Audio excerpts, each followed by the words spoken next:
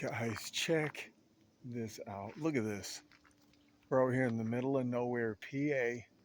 Sun peeking through the trees. Perfect lighting. Perfect spot for a video, guys. Welcome back. If you're here for the premiere, you're watching this right as it's airing. Let's get started with a comment. Just drop a comment saying first flush. First flush if you're watching this right now. We're about to get into a continuation of cordycepin. Hey, a couple weeks ago we got into it with cordycepin. You know, I do the artwork. This thing has been through a few storms, starting to fade. I think I'm gonna wash it off after this video. That's William Padilla Brown holding a flush of cordyceps. Speaking of flushes, cordyceps looking like little Cheetos. Anyway, we're talking cordycepin tonight. If you're watching this, it's Monday night, 9 p.m. Eastern time. And I do encourage you to watch to the end and stay after for a live chat discussion about tonight's topic, and that is cordycepin versus COVID-19. I don't know if I need to get into COVID-19 and what it's about. I think we all understand, or at least have been told what COVID-19 is. I don't need to break down anything about its molecular structure other than it is a coronavirus, right? And coronaviruses have those little spikes that give it its crown appearance under a microscope.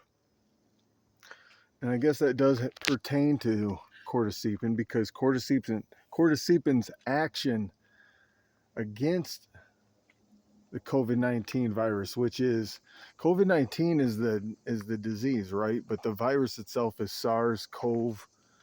What is it? SARS CoV 2, SARS CoV 2 or whatever. I think that's its official name of the virus itself. So if I'm trying to be proper, cordycepin's effects start with its binding affinity for the spike proteins on the outside shell of that SARS CoV 2 virus. I think I caught all that, if you're following me here. So what they determined was that in vitro, this would be in petri dishes or whatever, or in test tubes. This is not actually in an organism, but they witnessed that its viral copying ability, the virus was not able to make copies of itself due to this binding affinity of cordycepin to those spike proteins. The spike protein are like it's where it docks to the cells. So it needs those proteins to actually attach and then administer the coding, the virus's RNA, we'll say, the instructions, so it can make copies of itself. If it can't attach, then it can't make copies. So this is what they determined. I just scribbled this down because I was not remembering all of this from the reading.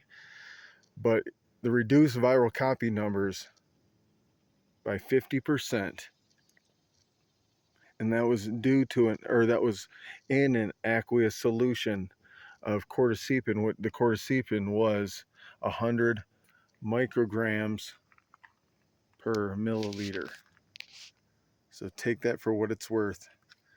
Those that are into tinctures and all that, an aqueous solution is what they were using, probably because the cordycepin was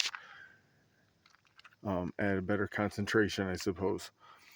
Go check out buffed cordyceps. This is not a commercial for them, but buffed cordyceps, BFFD cordyceps. They know the chemistry of cordyceps. Go check out their products and their website, because they have a blog they run too. So go check them out. Anyway, that was just a side thought. Continuing, cordycepin. I think I mentioned this in the video 2 weeks ago about cordycepin and how the molecule itself was very similar to adenosine. I had adenosine just to the left of it, and the only difference was adenosine had a hydroxyl group coming right off the 3' spot of this ribose. So this lacking of it, yet everything else being the same, gives this molecule properties where it can act like adenosine in cool ways. Yet it not being exactly like adenosine causes havoc on the RNA replication and the transcription, that where it's making a chain of RNA, so our own cells can copy these chains and then start making more viruses instead of making the proteins it's supposed to make for itself. The cells are hijacked into making more viruses. This gets hijacked. So the hijacking of our cells gets hijacked. That's a win for us, a loss for the virus. So what's happening here is the cordycepin replaces the adenosine in the formation of the RNA. Instead of adenosine triphosphate, you have a cordycepin triphosphate.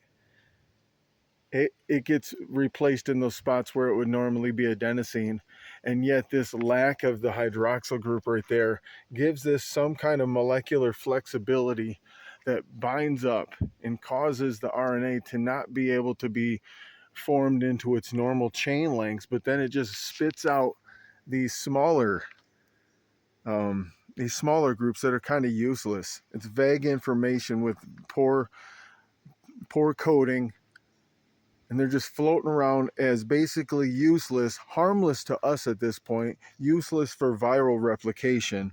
They're just going to get reabsorbed, broken down, and reabsorbed as tissue, as proteins that we'll end up using in our bodies, I suppose. But they're definitely not going to lead to viral replication. So that's a win.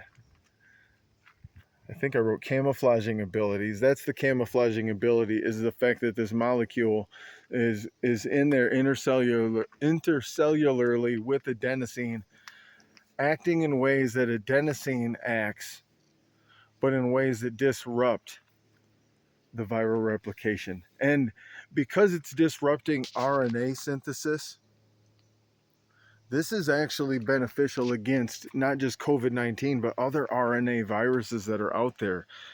Shoot, if you know what some of those are, I don't think I'm going to name them. I'm going to let you guys name them in the comments. Give you guys something to comment about.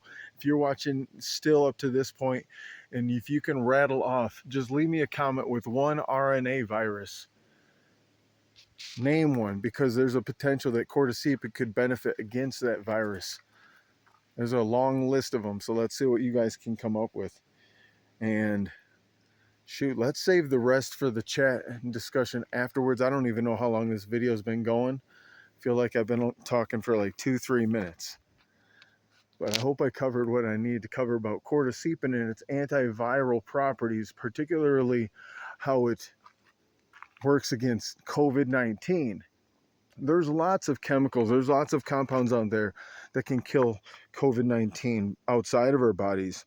But if we consume those compounds, they'd be harmful to us. But cordycepin is relatively harmless, and they're showing it to be beneficial in many ways. In that last cordycepin video I did, I talk about how it is helpful to our metabolism. So why not also get the antiviral qualities that this affords? I'm glad you guys stuck out to the end. Let's chat about this if you're watching this as a premiere. If not, go check out some of my other fungi facts videos for these kind of low budget, high energy fungi videos. We're talking about chemicals that are in mushrooms. I'm going to also talk about other things pertaining to mushrooms and some of the fascinating qualities about them. But right now we're riding this fungi chemistry kick. I'm glad you guys have been joining me every Monday at 9 p.m. Eastern. This is getting to be fun. So maybe I should get back on camera. I stay behind the camera so you can see the board. But it's Mr. Jeff, Pennsylvania's favorite rockstar mushroom hunter. And until next time, peace.